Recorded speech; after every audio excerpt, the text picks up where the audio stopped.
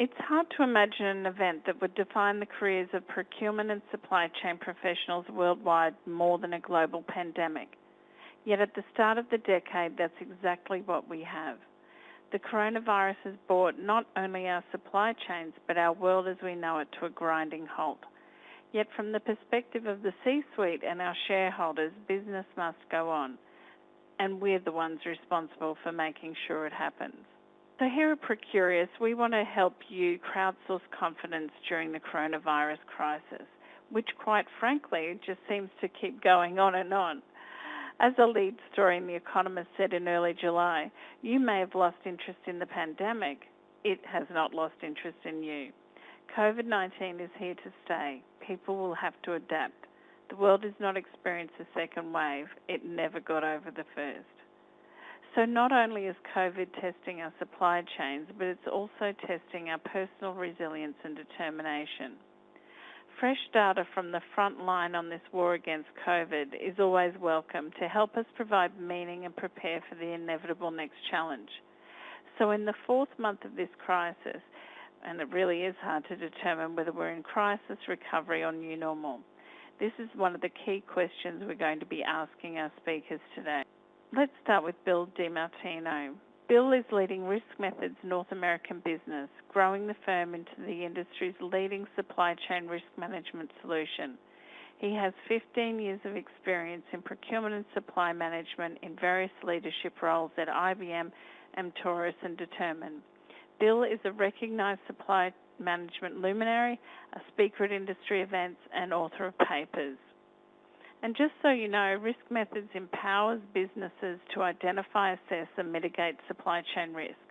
By using artificial intelligence, they help customers automate and accelerate threat detection, enabling them to gain competitive advantage with a well-managed approach to meeting customer demands, protecting reputation, and reducing total cost of risk, Nick Banks, and we just need you to know that Nick's speaking in his personal capacity and that the views expressed are not necessarily those of his employer, Woodside Energy. Nick's career spans 34 years in oil and gas. Prior to Woodside, he worked for major companies such as Royal Dutch Shell, Arrow Energy, Santos, Qatar Shell, GTL Limited, and Sakhalin Energy Investment Company Limited, Russia, just to name a few. He has lived and worked in more than 8 different countries. In his current role, Nick is responsible for all contracting and procurement activity, covering the full range of goods and services for Woodside's capital project business. This ranges from specialist manpower, engineering services, material procurement up to medium and large-scale reimbursable and lump sum construction contracts. We have an amazing panel of speakers today, so let's get straight down to business. In this first part of our discussion, I really want to explore where we think we currently are on this crisis continuum. After surveying over 600 procurement, supply chain and business leaders, our Supply Chain Confidence and Recovery Index revealed that 97% of organisations reported a pandemic-related supply chain disruption, and over 80% of respondents were affected by at least one of the following issues. 39% were blinded by a lack of supplier and geographic risk. 29% admitted to not understanding the upstream supply chains of their suppliers. 27% didn't have the tools and agility to respond fast enough, and 25% were held back by a lack of analytics. As I understand it, Bill, riskmethods has been tracking the impact of COVID-19 on global supply chains from the very start. In fact, your first early warnings allowed customers to take action such as securing buffer stock before the full effects of the pandemic hit their business. Bill, can you please run us through how the crisis unfolded for riskmethods, what you saw and how you responded? Sure, great, thanks. So in the beginning, when folks and organizations were going through the initial outbreaks in China, I think mostly everything that we saw from our customers and from enterprises was reactive, right? I think it was a surprise that something like this was going to come around and impact organizations. And when those first impacts started showing themselves, I didn't think that folks were readying themselves for the long-term challenges that they were going to have. But there was a lot of learning that happened quickly. So as the outbreak started to take hold in Europe, we saw from a number of our customers, they're able to utilize what we think of as early warning information, such as the counts of the pandemic taking hold in regions. So even before specific counties, countries, or other jurisdictions decided that they were going to put in place a lockdown or a shutdown, they were able to take advantage by taking those early warning signals, predicting that there might actually be closures coming. And so before logistics hubs were shut down or before they were overwhelmed, they were able to reach out to suppliers and move stock out. So those are some of the what I would think of the advantages that the leaders or the best in class were able to achieve as things began to unfold, especially across Europe. Nick, what about for you? What was the initial impact on supply chain in the oil and gas industry? So I guess the oil and gas industry is a fairly risk-aware industry, but and we do a number of business continuity plans, and we have standby measures for what should happen if the worst happens. A pandemic was actually one of the scenarios we had pre-planned for, but to be honest, all the planning in the world doesn't prepare you for the reality of having multiple things happen at the same time. So was it totally unexpected? No. Was our response excellent? No. Are we still learning? Yes. Well, thank you for being so honest with us. Often people try in these conversations to act like they had it all under control, so it's good to hear that, Nick. I guess I'm interested to hear from both of you. What phase do you actually think we're in now? Because I'm really confused. Are we still in the crisis, recovery, new normal? And from my perspective, it seems that people are experiencing different phases in different geographies. And quite frankly, if you look at the US, even within the one geography. So, Bill, what phase do you think we're in at the moment? Yeah, I think I've reached the point now where I think putting a name to it's getting really, really challenging. And undoubtedly we are seeing, I think, the after effects of the initial impact starting to take hold. But I think that the real question is we don't know how long we're going to be in this situation, and the specter of a repeat breakout with additional lockdowns, I think, is looming large. So for the most part, though, all that said, what we do see consistently is, especially in the manufacturing world, there's a pretty strong recovery in terms of their ability to be up and running, be back at work, albeit with restrictions and challenges in place. But these organizations are running, and they are starting to, as far as we can tell, start to actually receive orders again. So I think we're pretty clearly in hopefully in the recovery phase, and hopefully we continue down that path for the foreseeable future. Unfortunately, I think many of us are waiting for the next challenge to confront us. Nick, what about you? Where do you think we are on the continuum? Likewise, I think it's quite hard to say whether we're in recovery or not. I think the main issue of the crisis, which is that the crisis has actually happened, is past us. We're heading towards a new normal, but I think the odd hiccup and hurdle has to be expected. Certainly, from our perspective, we are seeing manufacturing getting back on its pattern, but we're also seeing a few what we call canaries in the coal mine. That is a few leading indicators that show we have not fully recovered, or at least the road to recovery is going to be bumpy. So often from an HSE perspective, we use lost time industries and first aid events to give us an indication of the state of our health safety regimes. What that is showing us, interestingly, is that we've had an uptick in those activities, which shows employees, both ours and our contractors, are distracted, probably worrying about COVID-related issues as regards their employment and their family. So we're juggling a lot of changes to our supply chain. So normally we do a lot of sea freight, and we're looking to use air freight to recover some of the lost time. but air freight itself is also challenged. And Yeah. finally, I think movement of people is very difficult for us at the moment, both within Australia and from outside of Australia. So our service contractors and ourselves can't just bring the guy in to fix a particular problem. So we're having to learn to live with that, and it's a continual learning event. Yeah, I've you know, you think about employees all the time, but of course, if you need a contractor for maintenance or there's some emergency, that's a constraint as well. I hadn't thought that through. Thank you. Well, I guess let's just call it the second wave, even though it still might be the first wave. And I guess I'm interested in exploring now, what does risk look like in this next phase, whatever we may call it. And as I mentioned earlier, when COVID first hit, the lack of visibility, data and agility really acted as an accelerant, really enabling this disruption to spread like wildfire from supplier to supplier. And in our supply chain confidence survey, it said the hardest hit companies were more than 50% likely to have multiple key suppliers go out of business. 30% of CEOs had a supplier declare a force majeure, and 65% of organisations were forced to source alternative suppliers for affected categories. And really, when you think about it, even today, the financial picture remains fairly unclear and unpredictable. And when we asked our respondents about the associated impacts, such as bankruptcies, force majeure, payment deferrals, over half of them said that it was either too early to tell or they were yet to experience these issues.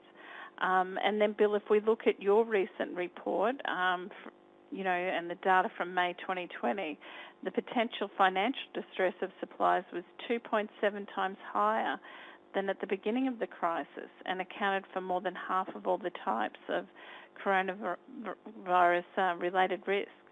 And then you look at some of the economists, and they're expecting a second wave of bankruptcies. So, Nick, in the oil and gas industry, you've had the double whammy of COVID coupled with the plummeting oil price. Can you share with us what's been happening with regards to supply liquidity in your industry? Certainly. I think we cast our minds back to 2014, which was the last big oil and gas downturn. A lot of our supply base never fully recovered from that 2014 downturn.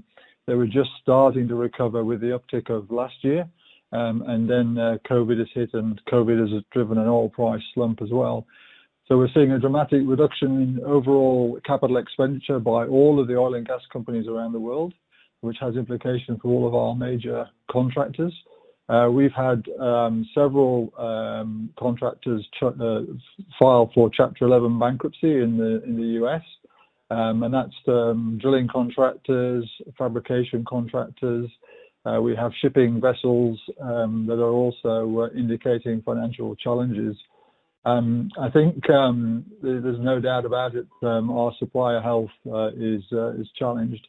It's also clear that whilst we may understand, for example, how Chapter 11 works from a United States perspective, and that's tried and tested, there are lots of countries that the process by which the supplier goes into bankruptcy is perhaps not so clear. And one of the things for us is to understand what is our base country for our suppliers and their associated equivalent of Chapter 11. And I think traditionally we've tended to do a lot of pre-qualification work, looking at the financial viability of our supplier before we enter into a contract. And then we've tended to be a bit lax during the ongoing relationship of the contract, almost a set and forget. And it's very clear that we are now needing to monitor regularly our supplier financial health. And we, in fact, are doing that through a number of different tools. But a lot of financial data is very historic. And the challenge is getting up-to-date, relevant financial data to tell you that your supplier is either okay or is in need of assistance and a discussion is required. Yeah, I think, Bill, you've been referring to these sort of financial implications as the second wave of risk. Supply liquidity, viability, backup supplies, bankruptcies. Can you elaborate on this a bit more? Yeah, sure. So clearly, I think we're going to see a fair amount of variance by industry in terms of what are the risks that really are are paramount to the success or the ongoing operation of the business. For some, it's really just going to come down to demand, right? So unfortunately for those industries, it's going to be a challenge for the foreseeable future. For those where we are starting to see manufacturing come back to life, there have been serious interruptions, right? And for organizations that have, historically had some challenges, they are probably those that are most likely to be in trouble going forward. I've actually heard that from a number of my customers. And what they're basically saying is we're focusing our energy on those companies where there was some history or some hint of a challenge prior to the pandemic outbreak. And those customers that had those signs ahead of time are probably those most likely to impact us going forward. So it does give them one way of focusing the efforts. But undoubtedly, what we need to be doing as organizations, and this set and forget mentality, unfortunately, is quite widespread. It's to really focus our energies on looking for any of those hints of distress that may be hitting their bottom lines, that may be impacting their ability to be a good partner. And then to think about the different techniques or approaches and tools that you as their customer can help and utilize for them. And, I've heard many different approaches being employed by our customers, from buying the stock for them to, paying early, and different types of approaches to really ensure the continuity of supply. So unfortunately, it's those types of approaches and that level of collaboration that's going to be needed for us all to get through this, because, going into the crisis, I believe there was the amount of business debt out there was extraordinarily high. So unfortunately, the scene is ripe for distress. So all of the actions that Nick's organization is taking and the rest of the organizations out there are taking, it's going to be, I think, quite some time for us to keep that sense and respond mechanism in place. I loved your risk report. You launched that in early July, just so data rich, and I actually wanted to share one of the key tables that show the year-on-year changes from Jan to May 2019 to Jan-May 2020. Obviously, the huge increase in pandemic outbreaks is expected, but Bill, can you provide us with some insights and background on what some of these numbers are telling us? Yeah, so what the numbers I think are telling us really aligns with the second wave that we've talked about, which is the outbreak happened. We had many suppliers, ports, hubs, distribution centers, all those, right, that were shut down, and that equates to what we call disaster at location. But we're now starting to see these other types of threats to the organization start to manifest themselves. And so the increases that we're seeing in financial stability indicators, in labor practice challenges, those are all, I think, indicators that we're going to see to continue to rise in the coming days. One of the ideas or topics that we also look at is information and IP security, and we are actually starting to see more and more of those types of attacks impacting organizations as well. So what the second wave is really going to be is all of what I think of as the non-physical, non-location-based impacts are going to start to really take hold as we see threats from the outside impacting every aspect of the organization. Thank you. Nick, anything that stands out for you on this chart that you've experienced? Yeah. Yeah, so I think a couple of things. I mentioned earlier about that canary of the first aid cases and lost time incidents. I think that ties in quite nicely with some of those issues about, you say, disasters at supplier sites. I think as manufacturing starts to ramp up after a quite significant lull, with people who have minds on other things other than work, you can expect to see quite a few more incidents, I think, in suppliers, manufacturing plants and so on. I think also we moved entirely out of our offices, effectively ran the business fully from home. And of course, that puts your IT security front and foremost, because you have a huge number of people logging in daily into the company network, and you have any vulnerability that you may have had will be magnified many times by the number of users logging in. We've had a pretty good cybersecurity stance. but we are well aware that we have been targeted and continue to be targeted on a regular basis. So we're definitely seeing that happening, and I think criminals take advantage of opportunities just as much as businesses. And the last one, I think, which is an interesting one, is labour practices. So one of the responses we took for the COVID was obviously to change our rota patterns for our personnel outside and offshore. And a number of our contractors have done similar for their staff, both in Australia, offshore Australia, and in their manufacturing bases. And that's obviously an issue from a union rights perspective and a human rights perspective, asking people to work extended shift patterns, longer hours, more time away from home. So I think that also gels in with the comment about the labour practices and human rights increases. So I see all of those measures that are currently shown as on the increase. I think we can all find relevant examples of them.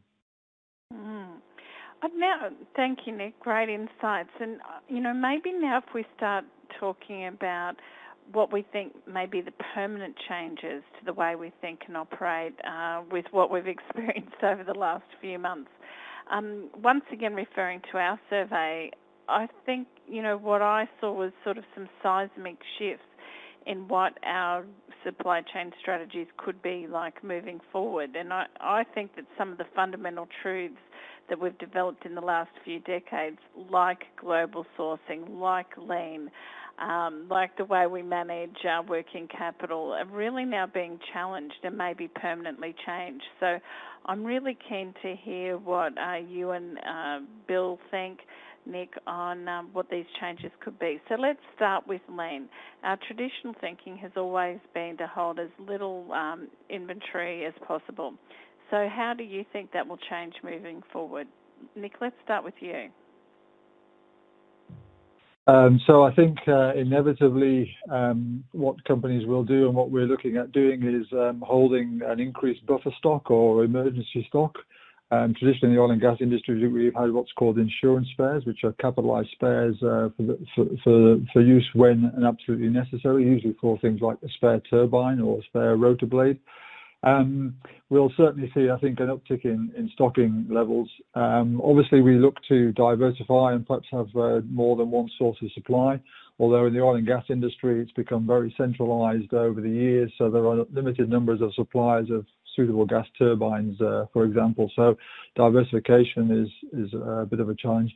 I think one of the difficult things is that we've traditionally had a big push to reduce our inventory because it's directly at odds with other key performance indicators that we have in our business, principally around working capital. So my finance colleagues love to improve their working capital indices. Unfortunately, my desire to hold stock is counterproductive to that. So there's going to be a lot of healthy discussion in organizations about the relative merits of the various KPIs that we have in our balanced scorecard as to how much weighting is now important to have on inventory for continuation of production versus working capital reductions for financial measures. So certainly it's a relevant topic right now.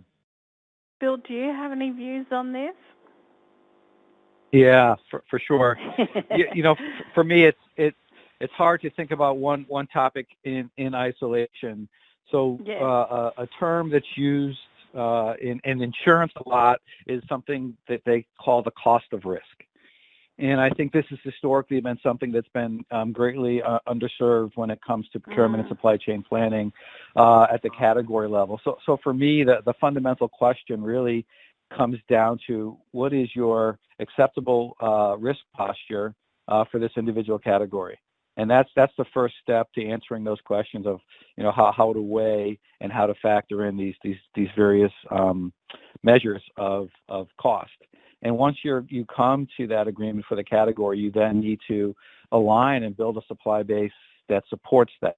And so building buffer inventory is one strategy, but there are others, such as local supply and things like that can be factored into the solution. So ultimately, I think this is the time when organizations truly have to stop in ignoring the cost of risk and making sure that is a critical part of the overall category strategy. Definitely. let's look at another sort of seismic shift, potentially localizing supply chains, nearshoring. This may be something that we also see a change in strategy. Particularly in the US, regional versus global sourcing is a real issue that's arisen out of sort of this slow simmer to boiling point due to the COVID crisis. And in fact, I read a recent SIPS report a couple of weeks ago that showed almost a third of supply chain leaders intended to move business out of China. So I'm interested to hear whether you both think companies will look to onshore their supply chains, and what do you think some of the risks and limitations are? Nick, let's start with you. So I think certainly we are looking and will look at our supply chains.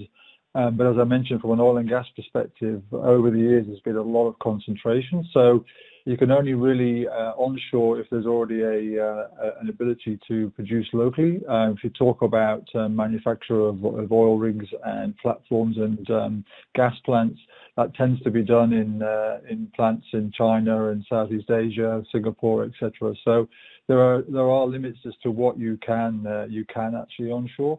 Certainly, we'll look at it, and certain parts, services, componentry, etc. We can source locally, and we will source locally. So, and I think there'll even be very clear governmental pushes in many countries from a jobs creation perspective to encourage local sourcing, as indeed has always existed in the oil and gas industry. But it's not simple, and I think that each industry will have its own challenge based on how concentrated its supply chains are, as to whether it can do a significant amount of onshore localized sourcing.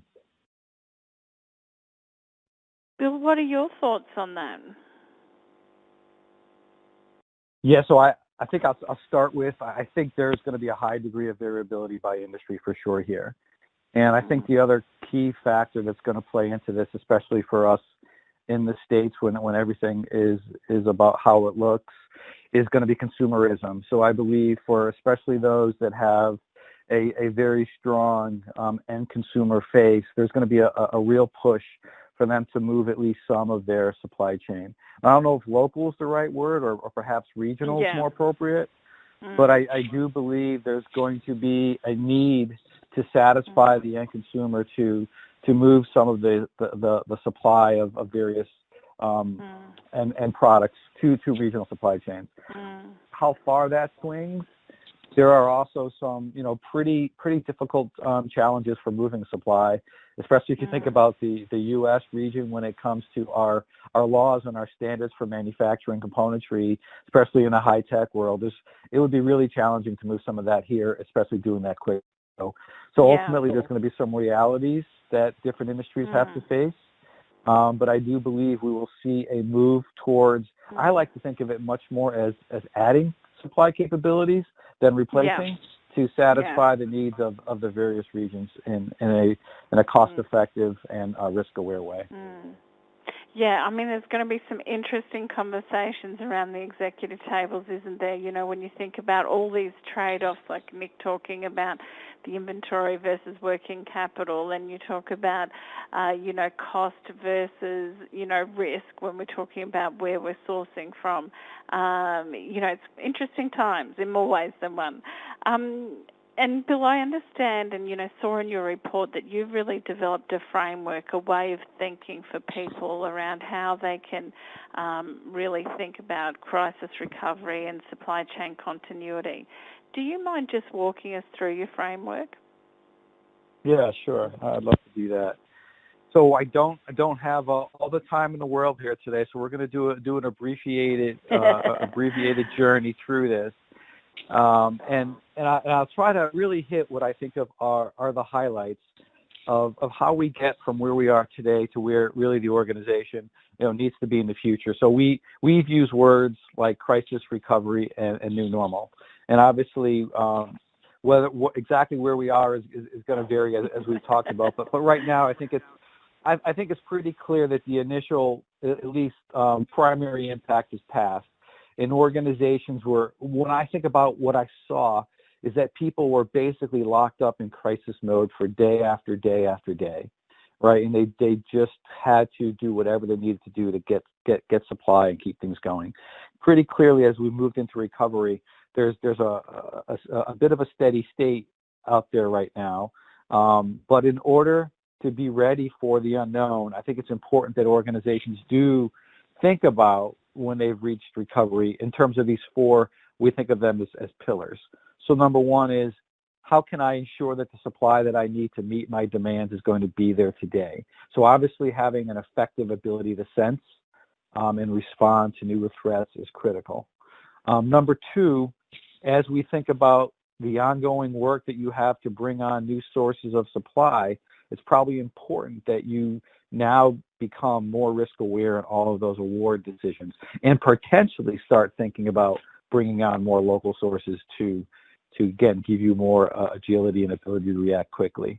The third pillar is really about thinking more holistically around what is the composition of my network and what is the implications of the broader network itself to my risk exposure, meaning what does it look like at tier 2 and tier 3? And are my suppliers managing the networks themselves? There's a lot of risk in the supply chain. And I think as we now know, most of the risks that these organizations are facing with may not even come from their tier 1 suppliers. So this is really about starting to think in a forward manner about what my supply network should look like.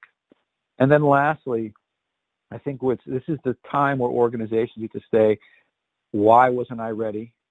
How can I be more prepared in the future? And to start to think about and design and to plan the new level of risk awareness for the organization. So I believe those are the key areas where we expect folks to be operating today. But as we turn the page to the new normal, I think we really have to up the ante on all of those pillars. So number one is you need to know what's going on across all the different threat types for your organization at all times. You know, we live in a real-time, consumer-driven world. If you don't know the latest of what's going on with your suppliers up to the minute, then you're not really getting the job done anymore. You know, Nick talked about the fact of set it and forget it. We know that if I do a financial assessment 1 month, things can change completely the next day, the next week. There could be a patent infringement lawsuit. There could be a strike. You've got to stay on top of threats. So the new normal means having a really strong sensor respond capability. In terms of the second pillar, I think the new normal starts to mean that you are utilizing risk as a key element of all of your sourcing decisions and the way that you interact with your suppliers. Mm-hmm. And as we extend that to the supplier network capability, I believe the whole concept of SRM is going to change. Mm-hmm. And what I mean by that is I believe it's going to now become incumbent upon you not just to say to your supplier, do you have a business continuity plan? But I think it may now be, especially for your smaller suppliers, your job, if you're at the top of the food chain, to help them to build a risk-aware capability themselves, to help them to understand what it means to have risk-aware processes, and maybe even to help them out with how to do it. And so that really starts to change the nature of collaboration. And then lastly, what we've seen from our leading customers and we think is going to be a hallmark for all those that are really doing it well in the future, it's really to make risk thinking not just an afterthought, but something that's embedded in all of the core processes and all the decisions that are being made throughout the organization. So I like to say that risk management isn't its own process. It should be an integral part and a piece of the decision criteria that go into design, planning, award, ongoing management, all aspects of really the supplier need to become risk aware. So that's where hopefully we'll find ourselves across the world and across the board in the coming probably 6 to 12 months. Very handy framework. Thank you, Bill. I'm sure a lot of our listeners will be looking to download that as a great little guiding set of principles. I think the thing that, every C-level executive should be thinking about risk now, goes without saying, and both your report and ours really highlighted that. But I think this last point about becoming a risk-aware enterprise is something important. We really need everyone, not just, the Chief Supply Chain Officer, Chief Procurement Officer, CEO, CTO to be aware, but really everyone in the organisation. But as we know, creating a risk-aware enterprise is no easy task, especially in a global company. Nick, do you have any advice on how to change a company's culture to becoming more risk-aware?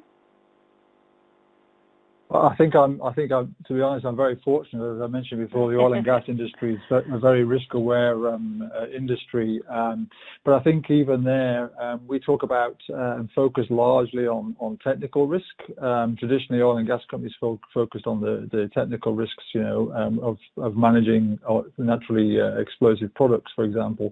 We've gradually learned to understand that non-technical risk plays a much more important role these days in terms of determining the success of objectives or not. And there we've tended to focus on governmental regulations, environmental challenge, stakeholders challenges. And I think really the supply chain risks that we've been talking about are a new non-technical risk, if you like, to enter into the equation. I think in some respects, unfortunately, you need a crisis to remind people that risks do materialize, and I think it's getting that thinking of scenario planning and what-if planning and mitigations to help you understand what is critical for your business objectives is the way you start that process of changing people's culture to understand that ultimately, a risk is something that will stop you achieving your objective. So as long as you've got very clear objectives, you should be able to understand your risks much more relevantly. Sounds ideal. I'm sure a lot of people listening wish they were in a more risk-aware environment, but by its very nature, oil and gas resources, it just has to be. Look, I know we're all a bit obsessed with COVID. It's difficult not to be. But I think the other thing that Risk Methods report really highlighted was that we all need to keep pushing ourselves to think beyond the pandemic. What other risks are waiting? What are some of the risks we aren't talking about enough? Nick, do you think there's some risks that we're not talking about enough? I think there are a couple of things that come to mind that have certainly occurred during the pandemic process, and I think that one of those is really sort of what I would call sovereign risk or country risk. For example, we've always had, particularly we do a lot of material movements and equipment movements around the globe, so we've always had and been aware of border and export controls. But this could certainly play out in ways that we don't anticipate. So we've seen with COVID, countries stopping the movement of critical PPE, even though those are not actually listed products under any export control regime. So I think we should be starting to plan for some surprises where legislation is used for a different purpose to that which it's intended. Equally, I think you need to realise that certain equipment that you procure often has more than one purpose, and certainly that again was highlighted during the COVID crisis, where certain pieces of equipment can readily be changed or modified to help ventilators, etc.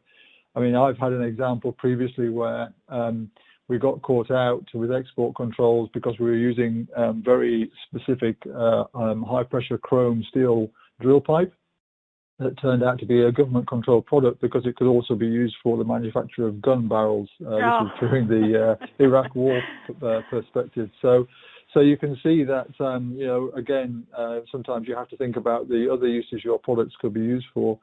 And I think sort of finally rounding that out on that, there's a lot of intellectual property these days in a lot of high-tech equipment. And I think we'll see potentially more countries being very cautious about some of their intellectual property being transported across borders, where it could give someone an advantage, particularly in the current climate with cybercrime. So there's a lot of IP in software and very high technical equipment that you may find is being restricted going forwards by certain governments. Bill, it seems like at Risk Methods you cover every single risk known to man, but I mean, are there any risks you think that we're not talking about enough? Well, I think if we reset the clock to pre-pandemic, and I think of the risks that people were top of mind way back when, right? Number one, it was climate change, right? We're really starting to see the impacts of more severe weather, and those impacts are real, right? We're gonna the east coast of the states is we're in hurricane season, and it's not going away just because the pandemic is here. So climate change and understanding what that could potentially mean for your supply base 3 years, 5, 10 years down the line, these are things that we need to be thinking about. The other topics were anti-localization. Nick mentioned this a little bit. This is something that's real. Even pre-pandemic, I think what we've just done is we've put a little more pressure on it, which is going to, again, drive change in behavior and risk, which is also showing itself in consumerism, which is going to drive how important topics are, such as regional sourcing and sustainability. So you have to know what your suppliers are doing at all times. So those aren't necessarily a physical threat to your supply chain, but they may be a threat to your brand or your image and your ability to have a happy customer base. And then the last one that I think, again, is looming out there, and it's just been exacerbated by the pandemic, was the amount of business debt out there and the need of these companies to refinance at low rates. And those companies were potentially at a tipping point. So those things were there pre-pandemic, and I think the concern and the challenge that we all, I believe the pandemic is just putting us a couple more straws on top of those piles. And they're all going to be challenging for us as we go forward. Yeah, and like Nick said earlier in the discussion, checking the supplier's financial health was usually something you did in the pre-qual phase. Then it was a set and forget, but now it's going to have to be something that we're all on top of. There's a lot more work to be done, isn't there? That's what this conversation also highlights, is just the resources we're going to need to stay on top of this. Of course, technology can help us with all of this, and when we looked at our How Now report, failing to invest, this will be music to your ears, Bill, failing to invest in supply chain risk management was the number one technology regret during COVID. In fact, the majority of our respondents, 73%, said they're planning significant procurement and supply chain strategy shifts, which we've talked about. And for many, this means increased investments in procurement technology like supply risk management solutions and other emerging technologies like predictive analytics, AI, and machine learning. So, Bill, I guess why haven't companies been investing in supply chain? I mean, I know COVID's like this new big deal, but we've been having tsunamis, the Thai floods, bushfires, you name it, all sorts of risk, modern slavery. But, we haven't made the investment. So why do you think people aren't investing in it? And you made a point earlier about SRM. So, this is quite a standalone thing, isn't it? So can you just elaborate on those issues? Yeah, so the answer to why, I think we may need to get a psychologist in for that, because I think psychology plays a large part, unfortunately, right? People have always had risk, and they've always dealt with risk. So in some ways, they can sit back and say, well, we're here today and we've survived, and we'll continue to be able to do that. But I think what the change is, right, is that the forces that are acting have grown. The complexities of the supply chain are longer and bigger. You've outsourced more. Your consumers know more. So the old ways just don't cut it. And maybe it takes a little while for people to recognize that what I used to do that was maybe fine 10 years ago is no longer okay today. So those folks that have recognized that, I think, have taken a leadership position. And those companies that haven't, unfortunately, I think have had a quite a bit of an awakening recently, and hopefully that awakening allows them to get the organizational fortitude to make the changes that they need to. Yeah, well, I think if we can't get the business case up now, we never will for investment in these things. Nick, what sort of supply chain risk management systems do you have in place in your industry, and what are some of the challenges that you have with the systems?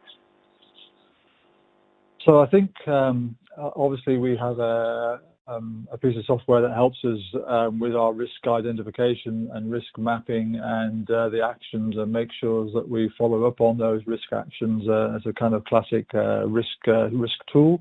I think, however, what we've been doing over the last 6 to 12 months is really not have one specific system, but we now use a wide range of indices that we track from a pricing perspective, industry reports that we also track. There are a number of companies providing those sort of services about what's happening in the oil and gas industry. I think we've started to utilize those a lot more. And then a couple of things that we've done very recently, we've spent some money and invested with some support from an IT provider in Southeast Asia that helps us trawl through press reports, press clippings, market tidbits of information for specific companies that we've got on our watch list. And that's providing quite a useful amount of data in terms of what's actually happening and those sort of things that, last week's finances were good, and then suddenly you hear about a piece of impact, and it can raise your awareness. So we started to do a bit more of that real-time, real information from as it were, the real-time web, obviously trying to ensure that we've got true news and not fake news on our suppliers. And the other thing we have been doing is, indeed, through our regular supplier relationship management meetings, is ask our suppliers, what are you putting in place? What are your contingency plans? To be honest, a lot of that triggered obviously as a result of COVID, but we've been back and talked to a lot of our suppliers, our key suppliers, about their risk identification and risk mitigation processes as well. So we don't have one magic all system, all in one place system. We use a number of different aspects, I think is fair to say at this stage, to try and give us a degree of early warning, a degree of analysis, and we review things like cost indices and so on. We review regularly as part of our business anyway, every quarter. We've upped the frequency on some of those. But no system is obviously perfect. So and it does take a lot of time, a lot more time than I think people anticipated in terms of keeping that risk awareness up there. Yeah, because it is pulling all this data from so many different sources, and they need. So how does your system work? Yeah, so I think like all things these days, right, technology is really going to be a critical part of being successful moving forward. So when we think about the challenges of risk management, and Nick talked about that, there is an enormous pool of information out there available today, right? And it's basically your job to make sure that you are able to identify and leverage that information. So we think job one is what we call creating visibility.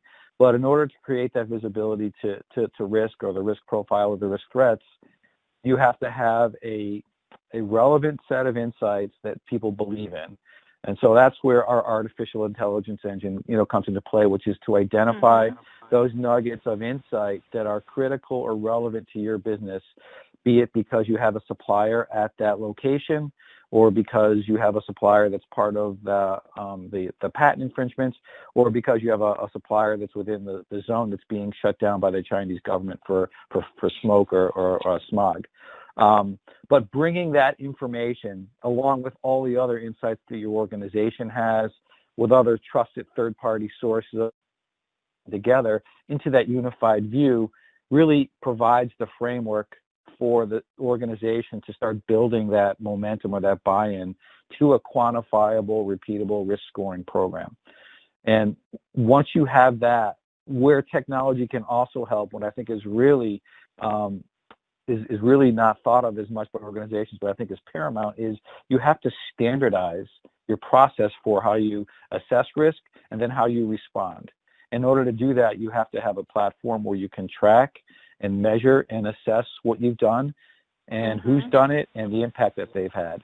Like all things in procurement, we can measure the sourcing events, but what was the long-term impact of that sourcing event? It's a little bit tougher to measure. But risk is the same thing. We have to standardize the program. We have to incent people to take those actions. We have to track and monitor those actions to ensure that they're happening. And that's how we change culture, and that's how we become a risk-aware enterprise. Sounds ideal. I think we all need a bit of that by the sounds of things. Look, we've had a great conversation today, and we're about to round up the discussion.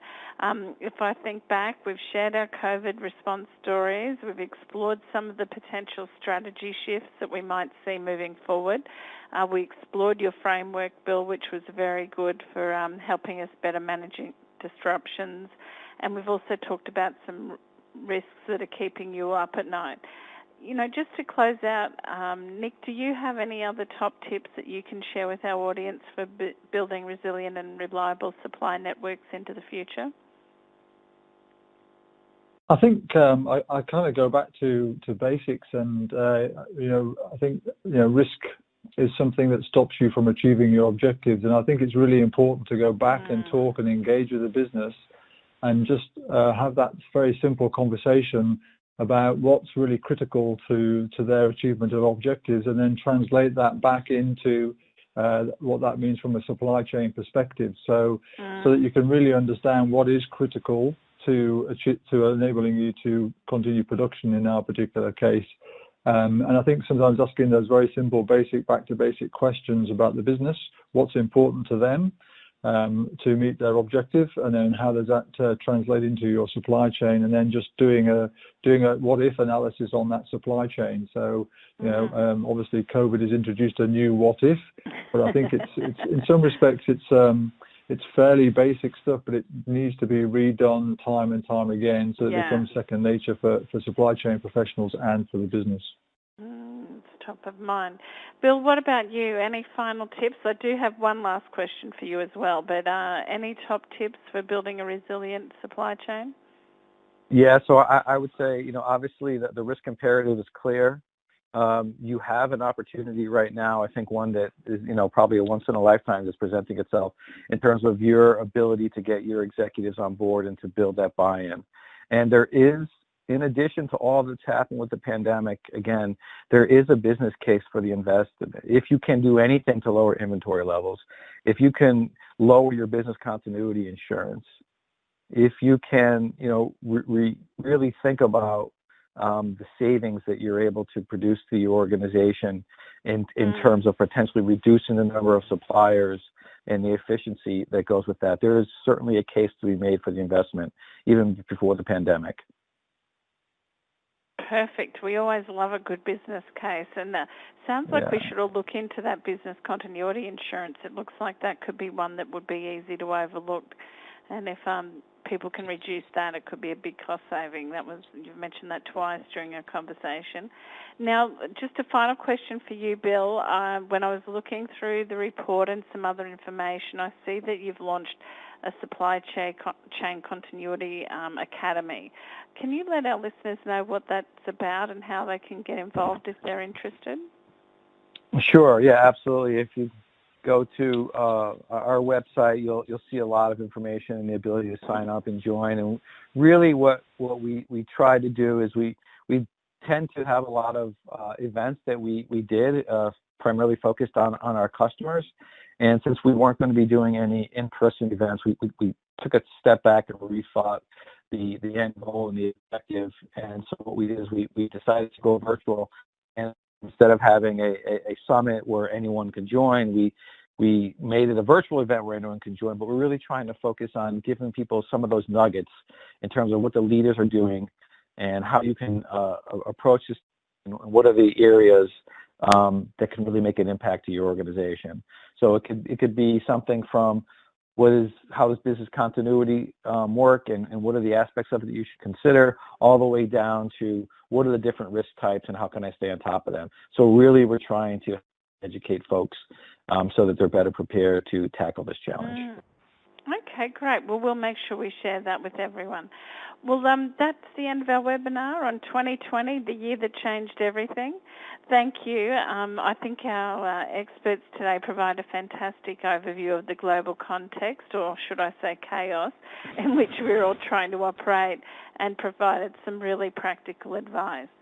If you'd like to listen to this webinar again or share it with your peers, we'll be making the on-demand available in the COVID-19 group on Procurious from tomorrow. And remember, we're trying to crowdsource confidence during this crisis.